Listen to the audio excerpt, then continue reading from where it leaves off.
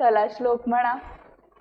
गुरुर्ब्रह्मा गुरुर्विष्णू गुरुर्देवो महेश्वरा गुरु साक्षात परब्रह्म तस्मै श्री गुरवे नमः. ओम त्र्यंबकं यजामहे सुगंधिं पुष्टिवर्धनम् उर्वारुकमिव बन्धनात् मृत्योर्मुक्षीयमामृतात्.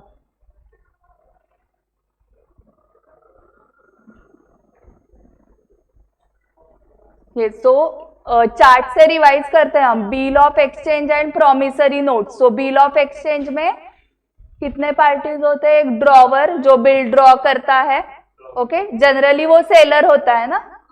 एंड डेटर इज कस्टमर, जिसको आप बिल दोगे वो क्या करेगा? एक्सेप्ट करेगा साइन करके. एंड तीसरा होता है पेई. तो मोस्ट ऑफ द केस में जिसने ड्रॉ किया है उसको ही पेमेंट करना है, तो वही पेई है. एंड पेयर मतलब जो पे करेगा. सो जो ड्रॉई है जिसने एक्सेप्ट किया है वही पेयर होगा. सो ड्रॉवर ड्रॉई आगे बनते हैं पेयर पेई. जो ड्रॉई है वो पेयर बन जाता है एंड जो ड्रॉवर है वो पेई बन जाता है. एंड प्रॉमिसरी नोट में जिसने प्रॉमिस दिया था आई विल पे, वो पेयर, एंड जिसको दिया था वो पेई. सो प्रॉमिसरी नोट में दो ही पार्टीज है, normal trading and accommodation. Bill of exchange के दो टाइप. सो नॉर्मल ट्रेडिंग मतलब क्या कि ट्रेडिंग कुछ तो हुआ, मतलब क्रेडिट सेल ही ना. कैश सेल के केस में तो लगेगा ही नहीं. सो क्रेडिट सेल में जब डेटर क्रेडिटर रिलेशनशिप आ जाती है तब बिल ऑफ एक्सचेंज आप ड्रॉ करोगे.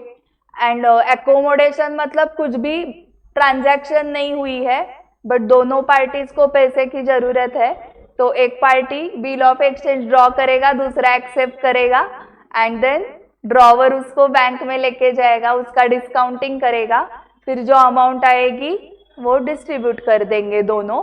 एंड जब ड्यू डेट आ जाएगी तब ड्रॉवर उसकी अमाउंट देगा ड्रॉई के पास एंड ड्रॉई जाके पेमेंट करेगा बैंक को. ओके, इसको बोलते हैं हर्षद मेहता स्कैम. ठीक है. सो वो हो गया एकोमोडेशन बिल. इसलिए आपको सीखना है ये. आपके क्लाइंट्स ने फ्रॉड किया तो इस एंगल से सोचो. ओके, आपको मैं फ्रॉड करने के लिए नहीं सिखा रही हूँ, फ्रॉड कैसे ढूंढना है. सो नॉर्मल सीए होने के बाद फॉरेंसिक ऑडिट करके कोर्स करो हमारे इंस्टीट्यूट का. फॉरेंसिक ऑडिट का जो कोर्स है उसमें फॉरेंसिक ऑडिट उनका होता है जिस कंपनीज में फ्रॉड हुए हैं. सो वहां पर थोड़ा रिस्क ज्यादा होता है ऑडिट का, और वो लाइफ थ्रेटनिंग भी हो सकता है अगर वो बहुत बड़ा फ्रॉड उसमें इन्वॉल्व है, जैसे सुशांत सिंह राजपूत, एंड आपको वो समझ में आ गया सब, तो आपको रिस्क लेना है तो ले सकते हो. मतलब ओके, उसको फॉरेंसिक ऑडिट बोलते हैं. मतलब सबका ऑडिट नहीं करना है, वो जिधर फ्रॉड हुआ है उनका डिटेल ऑडिट ही स्टार्ट हो जाता है ना. मतलब ऑब्वियसली उस ऑडिटर को रिस्क है. करेक्ट. अभी इनके केस में पुलिस को कुछ हाथ में लग गया तो जो रिस्क है वही. Date of expiry, due date, उसमें आप 3 days ऑफ ग्रेस ऐड करोगे एंड देन जो डेट मिलती है that is maturity date. Nature of bill, bill at sight, bill after date, bill on demand. Okay, so जो on demand होता है bill, उसके लिए ड्यू डेट नहीं है. आप जब डिमांड करोगे तब ड्रॉई में पेमेंट करना है. Bill at sight and bill after date. Bill at sight मतलब जब प्रेजेंट किया, सॉरी जब एक्सेप्ट किया ना ड्रॉई ने, सो डेट ऑफ एक्सेप्टेंस लिखा रहता है ना बिल ऑफ एक्सचेंज पे. सो डेट ऑफ एक्सेप्टेंस से जितना भी पीरियड लिखा है 2 months 3 months वहां से स्टार्ट करना है काउंटिंग ड्यू डेट का. सो वो हो गया bill at sight. And bill after date मतलब डेट ऑफ बिल, जिस दिन बिल ड्रॉ किया उस दिन से 3 months काउंट करना है, 2 months जो भी पीरियड ऑफ बिल है वो. ओके, सो बिल यहाँ पर एट का आफ्टर कर दो. Bill after sight, bill after date and bill on demand, क्योंकि बिल ऑन डिमांड का दूसरा नाम है बिल एट साइट.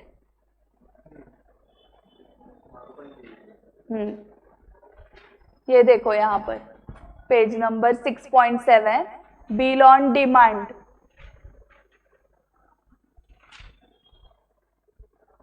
और बिल एट साइट मतलब बिल देखने के बाद, बिल जाके दिखाओ, या बिल ऑन प्रेजेंटमेंट, प्रेजेंट करने के बाद।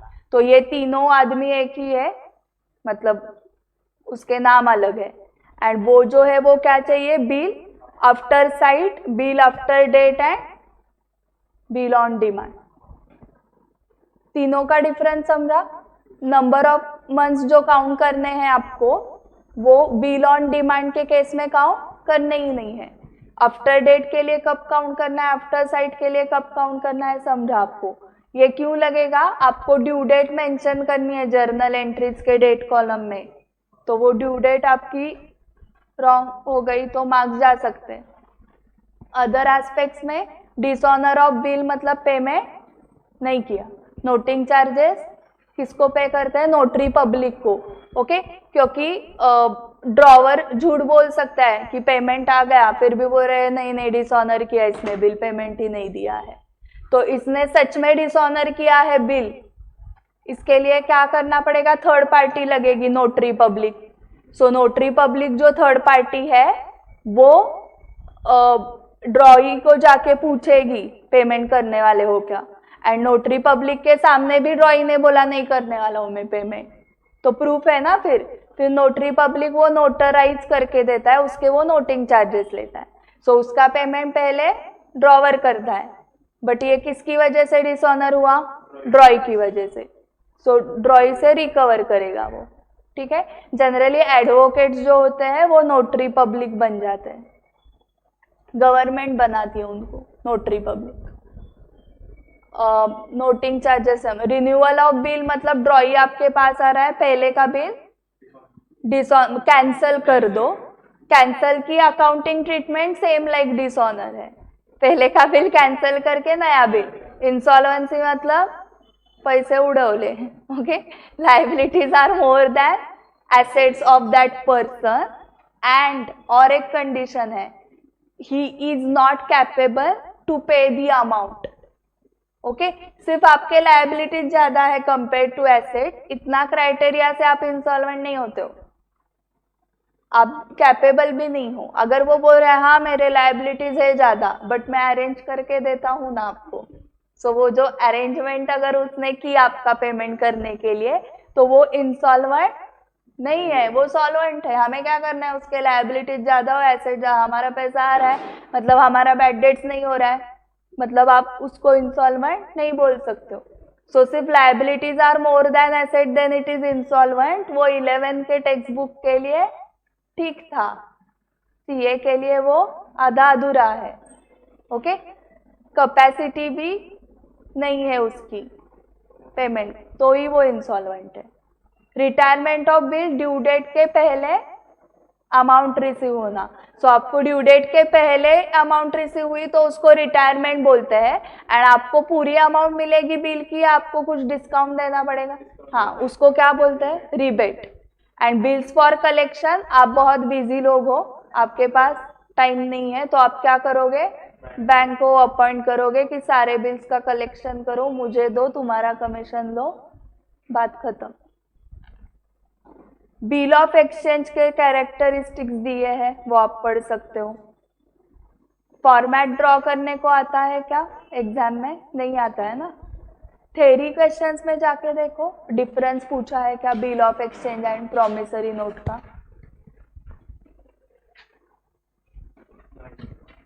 तो क्या है थ्योरी क्वेश्चन,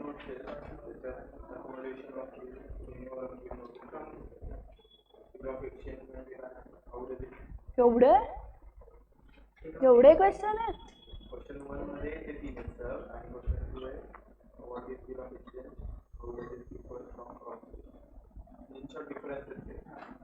मग तिथे पेज नंबरचा रेफरन्स दे ना डिफरन्सचा, किंवा एक काम करा, उलट करा, त्या डिफरन्सला जा पेज नंबर 6.4 ला, आणि तिथे क्वेश्चन थेरी क्वेश्चन असं लिहा। थेरी क्वेश्चन नंबर सांगता का एक्सरसाइज मधला, हां म्हणजे आलाय हा, म्हणजे येऊ शकतो हा एक्सरसाइज मध्ये आहे तर. ओके, हा समजेल ना तुमचा तुम्हाला वाचून. आता एंट्रीज फटाफट. पहली on receipt of bill, bills receivable to drawing accept करके जब आता है तब. So A accepts a bill of exchange drawn on him by B. So क्या एंट्री होगी बी के बुक्स में? Bills receivable to A. A sends to B the acceptance of D. So in this case also the entry in the books of B. So A sends to B. So A drawee है, sends to B मतलब B drawer है, but B को उसने क्या send किया है? उसको एक एक्सेप्टेंस मिला था D का, वो एक्सेप्टेंस सेंड कर दिया. ओके, D A को पे करने वाला था, तो A ने क्या बोला D को, तुम डायरेक्टली B को पेमेंट कर दो. सो B के बुक्स में क्या होगा? Bills receivable account debit to A. B के लिए ए कौन है? ए ड्रॉवर है. ए खुद के जेब से दे रहा है या उसके डेटर से दे रहा है, बी को कुछ नहीं फर्क पड़ता कि तुम खुद दो ए या डी से दे दो या एक्स वाई जेड से दे दो. उसके लिए बी के लिए एंट्री क्या होगी? बिल्स रिसीवेबल टू ए. अभी the person who receives the bill has 3 options. मतलब ड्रॉवर के पास कौन से 3 ऑप्शंस है बताओ? He can hold the bill till maturity, उसके पास ही रखेगा. फिर ऑन मैच्योरिटी डेट क्या होगा? इधर ऑनर या डिसऑनर. ऑनर हुआ तो पैसे आ जाएंगे कैश और bank account debit to bills receivable. Dishonour हुआ तो वो फिर से डेटर बन गया, तो debtor to bills receivable. Second is the bill can be endorsed. उसको रखना नहीं है उसके पास, उसने एंडोर्स किया in favour of another party से Z. In this case entry will be Z account debit to bills receivable. Z is personal account debit the receiver and bills receivable is real account debit what comes in, credit what goes out. So क्या जा रहा है? bills receivable. So Z to bills receivable. And third वो उसका discounting भी कर सकता है with the bank. So discounting की entry bank account debit discount account debit to bills receivable. So on maturity date 2 possibilities, cash to bills receivable, नहीं तो फिर drawee to bills receivable. The second possibility is that the bill will be dishonoured, that is to say the bill will not be paid. If the bill is dishonoured the bill becomes useless and the party from whom the bill was received will be liable to pay the amount. Therefore the following entries will be made. If the bill was kept till maturity, dishonor ची entry drawee to bills receivable. If the bill was endorsed in favour of a creditor, तो वो भी फिर से creditor बन जाएगा. सो ड्रॉई और ये फिर से डेटर बनेगा ना. So drawee account debit to creditor मतलब डेटर टू क्रेडिटर एंट्री होगी. एंड अगर आपने आपके क्रेडिटर को बिल एक्सेप्ट करके दिया हुआ है तो वो बिल्स पेएबल कैंसल हो गया. ओके, उस केस में एंट्री यहां पर यही कर दो, ड्रॉई टू क्रेडिटर ही कर दो. अगर आपने बिल एक्सेप्ट करके दिया है तो आप क्या एंट्री करोगे? Creditor is the receiver, creditor to bills payable entry करोगे ना. एंड उसका जब पेमेंट करोगे तो bills payable to bank.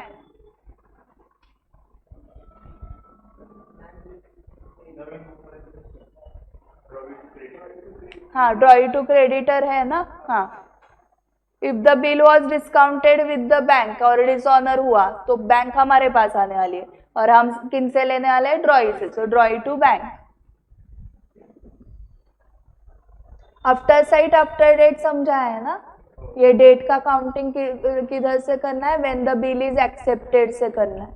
And after date का when the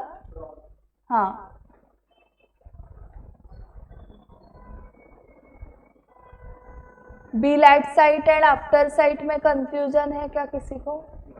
okay, noting charges पे आ जाओ.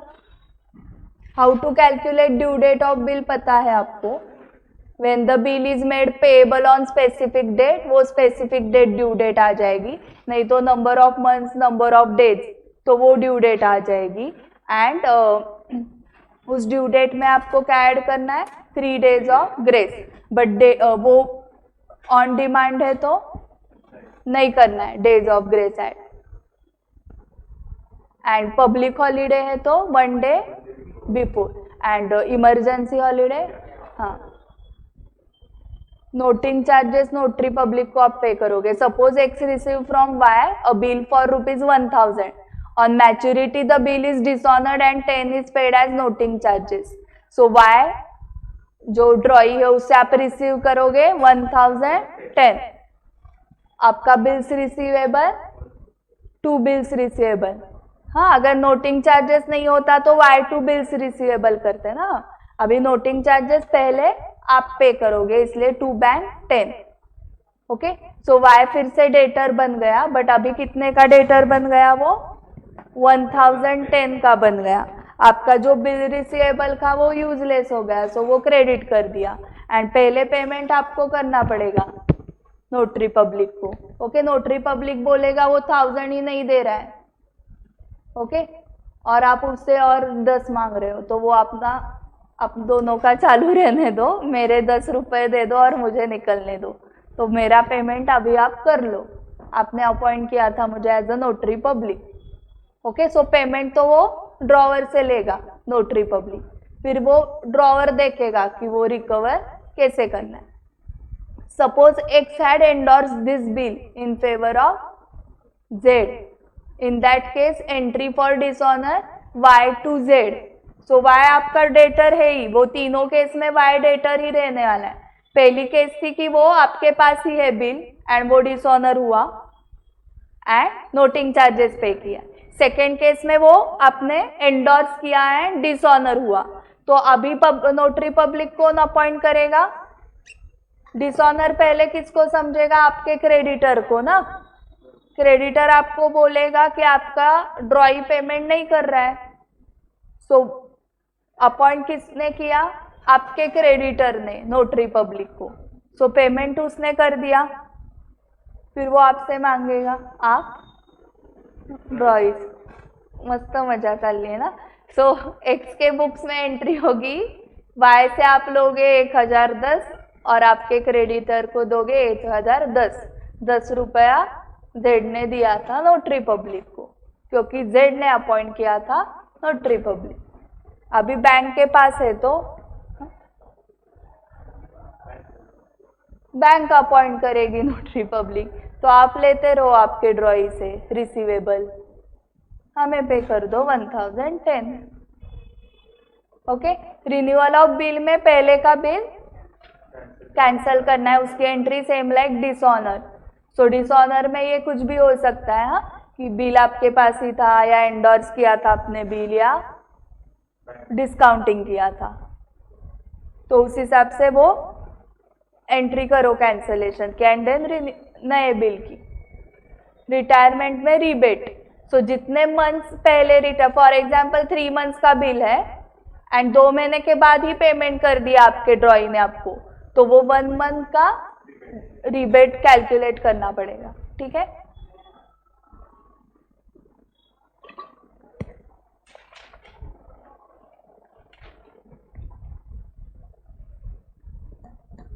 सिद्धार्थ तुला कुठल्या याच्यात डाऊट आहे?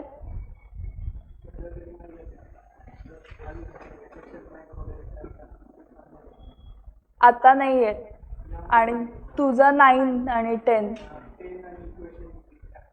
हां, मग एक काम करा, 1 वाजेपर्यंत फिरून या गावभर आणि 1ला आपण सॉल्व करू.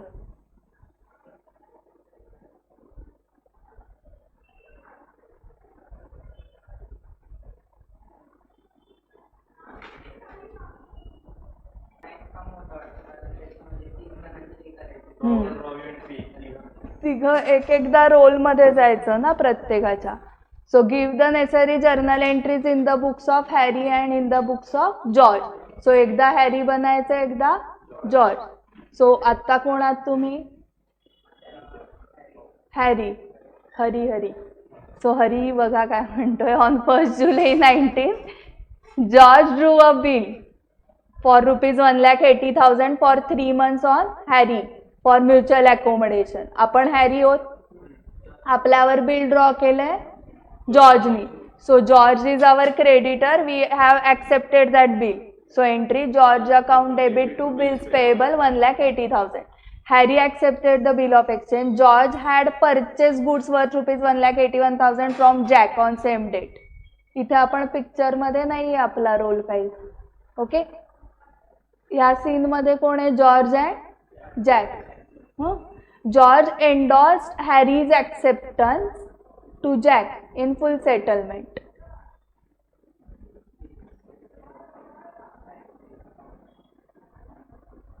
George endorsed Harry's acceptance to Jack in full settlement. परत आपण पिक्चर मध्ये नाहीच होत.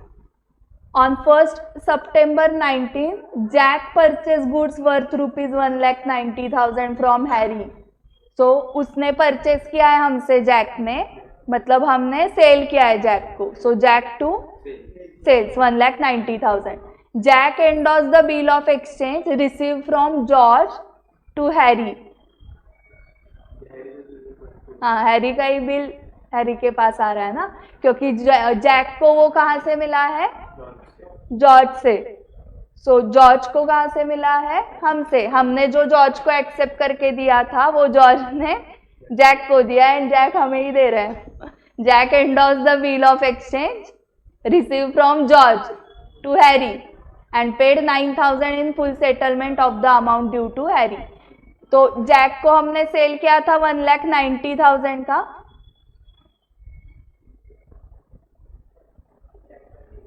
बिल 1,80,000 का है.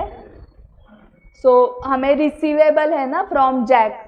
सो अभी bills receivable account debit, cash account debit, तो वो हो रहा है 1,89,000 ही हो रहा है.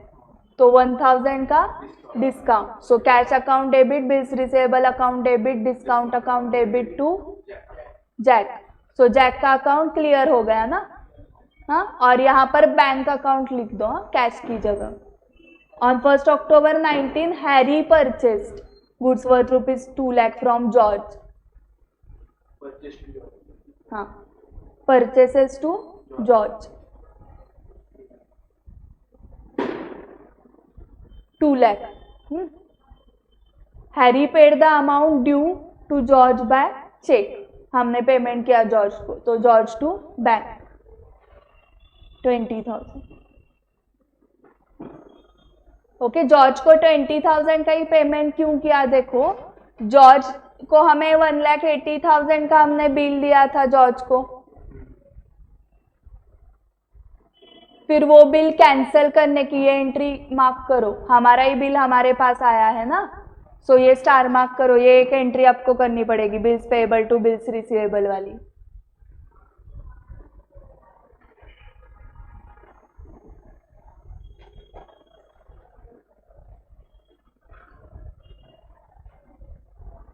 हाँ, फिर क्या हुआ? हमने परचेस किया जॉर्ज से 2 लाख. उसमें से ऑलरेडी हमने बिल दिया है ना उसको 1,80,000 का पहले ही. वो एकोमोडेशन बिल था ना. एकोमोडेशन बिल में हमने एक्सेप्ट करके दिया था. तो अभी ऑलरेडी हमने परचेस किया है 2 लाख का, तो हम क्या बोलेंगे? बिल एक्सेप्ट करके दिया ही था तुम्हें 1,80,000 का. वो तुमने जैक को दिया, जैक से मुझे, सो मुझे 1,80,000 पे करने. तो अभी तुम्हें सिर्फ मैं 20,000 ही पे करूंगा, even if I have purchased 2 lakh के गुड्स.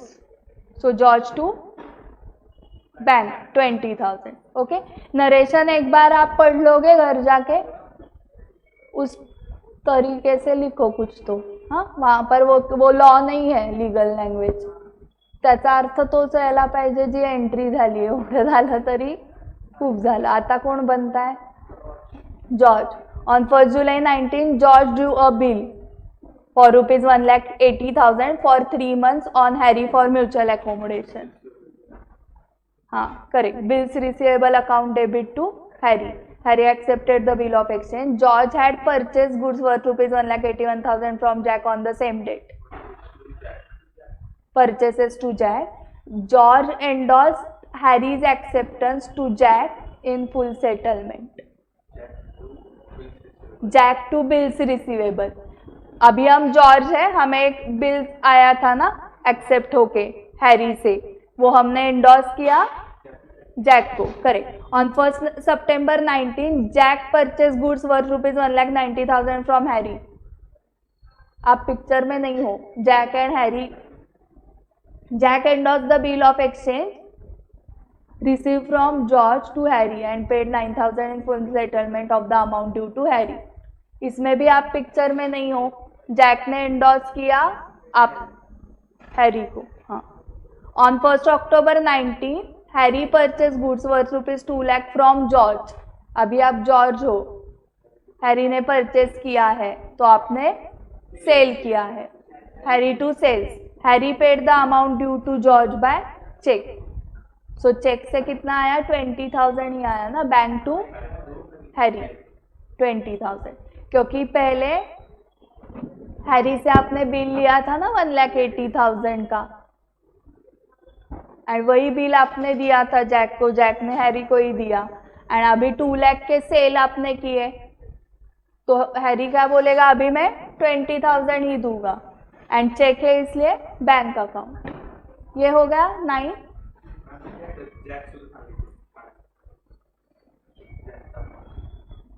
आता जैक बना मग. 1st July 19 George drew a bill for ₹1,80,000 for 3 months on Harry for mutual accommodation.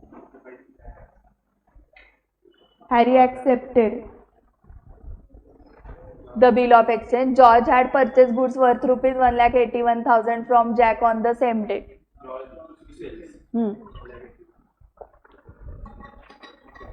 Correct. George ने परचेज किया मतलब जैक ने सेल किया. So in the books of Jack George to sales 1,81,000. George endorsed Harry's acceptance to Jack in full settlement.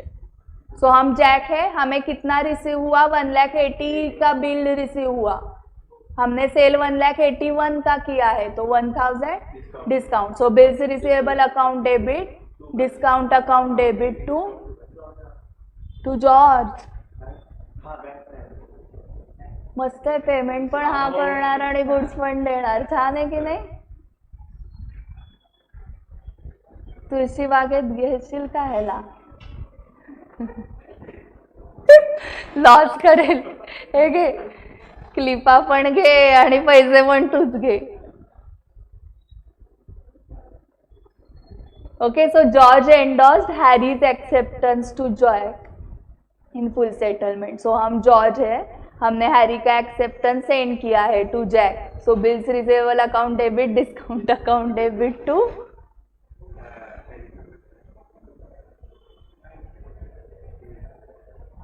गड़बड़ हो रहा है. Jack account debit to bills payable.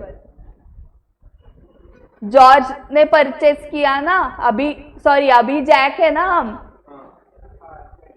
सो पहली एंट्री हमने क्या की? George to sales. सो अभी जैक के एंगल से bills receivable account debit 1,80,000, discount account debit 1,000 to George. George दे रहा है ना हमें bill. So credit the giver. इथपर्यंत आलात ना. On 1st September 19 Jack purchase goods worth ₹1,90,000 from Harry.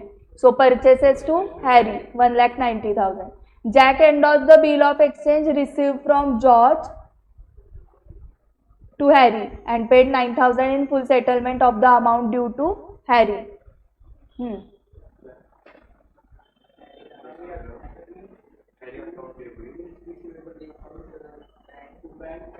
Correct. Harry is the receiver ना. अभी हैरी से आपने परचेस किया था 1,90,000 का, तब वो क्रेडिटर हुआ था. अभी उसको आपने डेबिट दिया 1,90,000 का.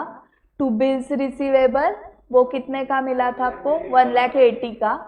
टू बैंक 9,000 एंड बाकी डिस्काउंट मिला आपको. To discount 1,000. On 1st October 19 Harry purchase goods worth ₹2 lakh from George. Harry paid the amount due to George by cheque. अभी कौन सा करना है? 10. Record journal entries in the books of x.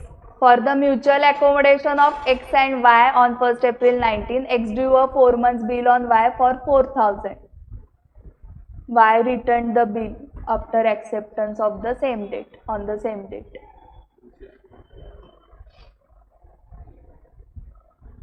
bills receivable account debit to Y.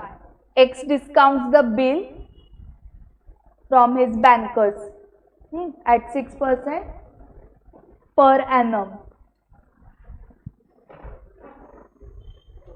कितने months का bill है वो? 4 months. So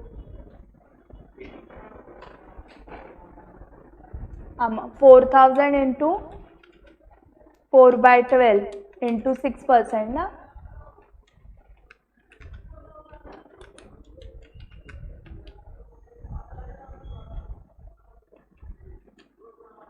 $80 मतलब उसको कितने मिले? 3,920. 4,000 अमाउंट है बिल की, 4 months के लिए बिल है. तो जब बिल एक्सेप्ट करके आ गया एक्स के पास, किसने एक्सेप्ट करके दिया? वाई ने. तो एक्स बैंक में लेके गया उसको एंड उसका डिस्काउंटिंग किया. सो 4,000 इंटू 6% इंटू 4/12 80 आ गया.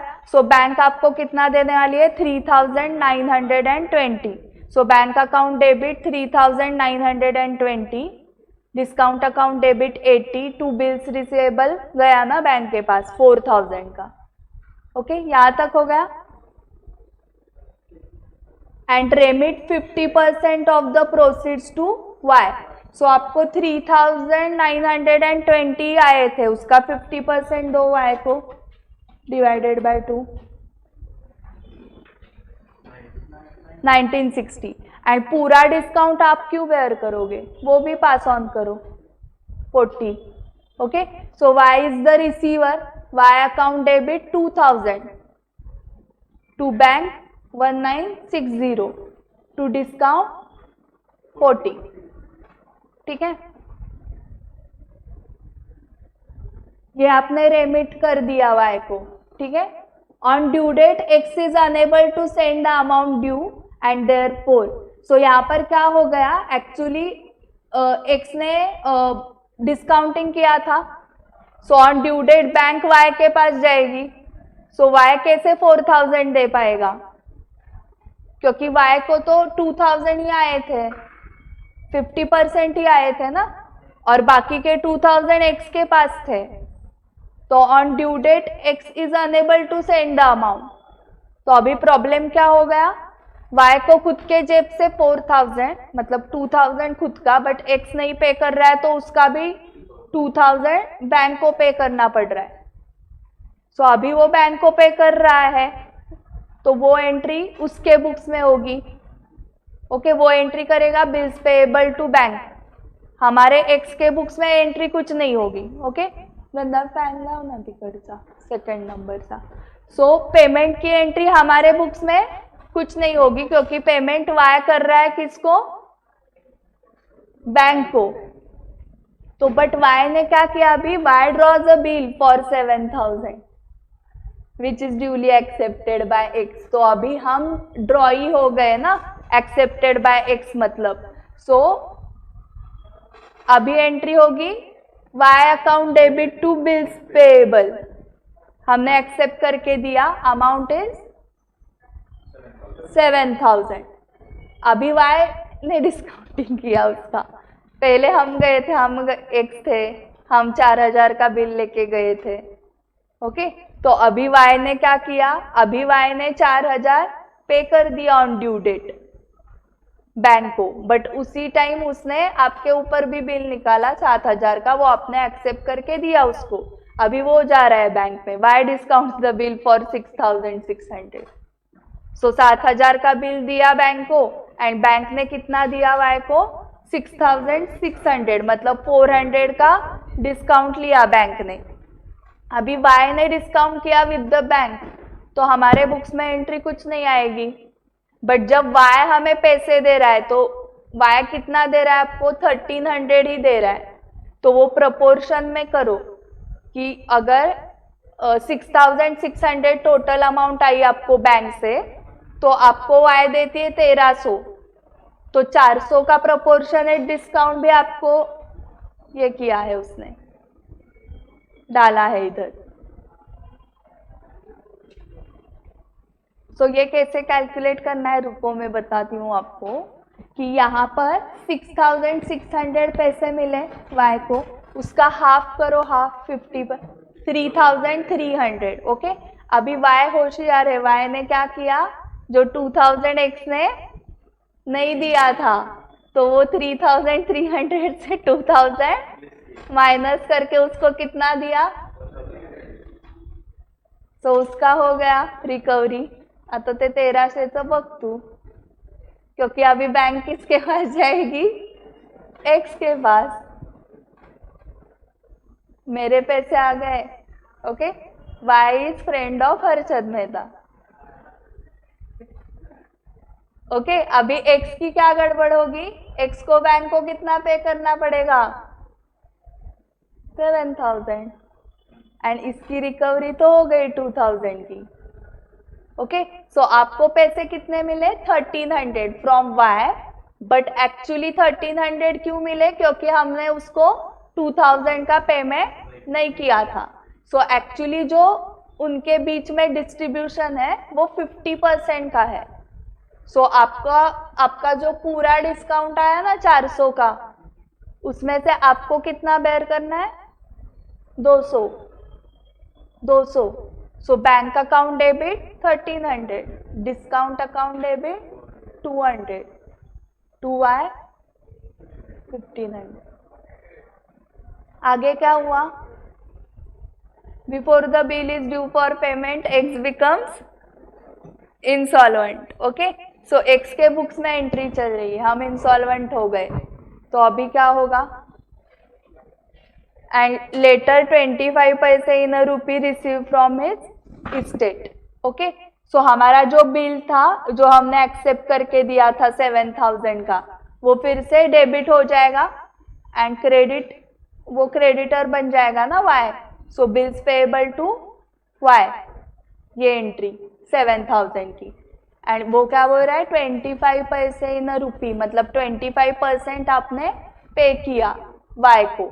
सो अभी कैलकुलेटर पे लो, वाई के बुक्स में एंट्रीज कहाँ पे स्टार्ट हो रही है, हाँ, सो 4,000 पहले वाई को पेएबल था, फिर उसमें से 2,000 डेबिट हो गया, सो माइनस 2,000, फिर से 7,000 का डेबिट, नहीं वो निगेटिव में जाएगा ना, पहले 4,000 का क्रेडिट बैलेंस था, उसको आपने डेबिट दिया 2,000 का, तो 2,000 का credit balance, 2,000 minus 7,000, negative 5,000 receivable है ना अभी वाई से, उसमें से 1,500 आ गए आपको, क्रेडिट हुआ ना, फिर से 3,500 रिसीवेबल एंड 7,000 का क्रेडिट गया, ये क्रेडिट है ना। सो रिसीवेबल में मतलब डेबिट 3,500 में 7,000 का क्रेडिट, मतलब 3,500 पेएबल है, हाँ, तो वो वाई अकाउंट डेबिट 3,500 का 25% पे करो।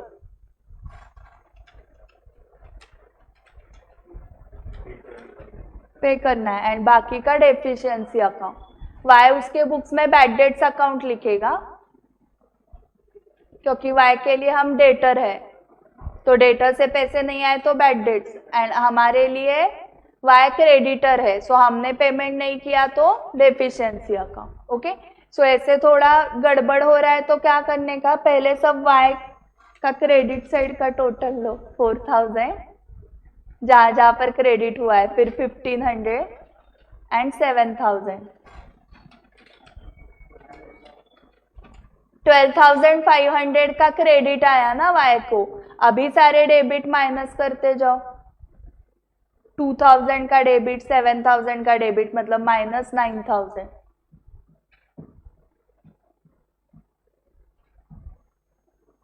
12,500 माइनस 9,000, पहले जितने एंट्रीज में क्रेडिट हुए हैं ना वाई अकाउंट, वो सारे वाई अकाउंट जहाँ जहाँ पर क्रेडिट हुए उस एंट्रीज की टोटल 12,500 आई, फिर जिस एंट्रीज में वाई को डेबिट हुआ है उसकी टोटल 9,000 आई, तो डिफरेंस 3,500 पेएबल आ गया ना, क्रेडिट साइड ज्यादा है, फिर जो पेएबल आ रहा है उन्होंने बोला इसमें से हम 25% ही दे सकते हैं क्योंकि हम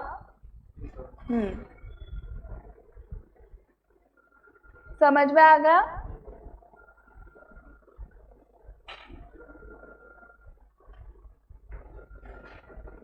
थ्री जो है बॉब का, ओके आज डॉन नहीं है तो आज नहीं करते हैं, ये कल करने वाले हैं। हाँ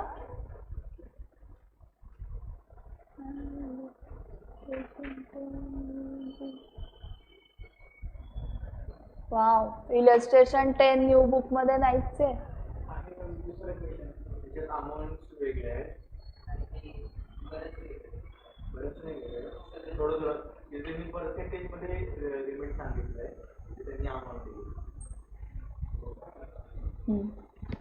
ते 6,600चं का 400 दिली आहे का? ओके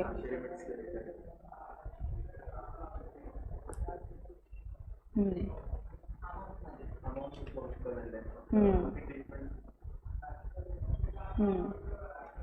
50 पैसे इन रुपी. हा अमाऊंट बदललाय.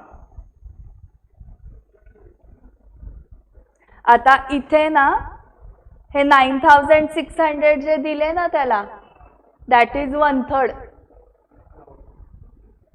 28,800 डिवाइडेड बाय 3 करा, 28,800 अपॉन 3. सो इसने 50% दिए थे, रेमिट किए थे, इसने 1/3 रेमिट. एक्सरसाइज का क्वेश्चन 3 कल करते हैं. एंड मुझे ये बताओ कि टेस्ट 2 का कौन सा स्टार्ट करना है. टेस्ट 2 के सिलेबस का कौन सा chapter? Inventory, final account, sole proprietor, partnership.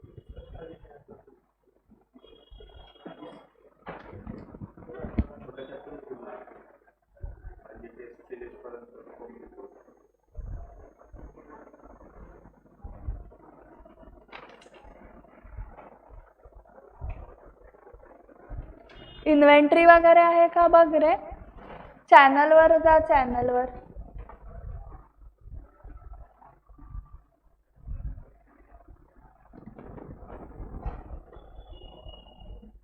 BRS theoretical framework, inventory, depreciation, partnership, company account. मग टाइमपास घ्यायचा आहे का? इन्व्हेंटरी हो हो. मग तुम्हाला सुट्टी हवी आहे का अभ्यासाला? तर ऑनलाईन अटेंड करा, नाही तर मग सुट्टी घ्या पूर्ण. टेस्ट 1चा अभ्यास नीट करा. एक मिनटं, मला हे सांगा की आपली आता टेस्ट 1 स्टार्ट झाली 3 एप्रिलला, किती संपणार आहे कधी?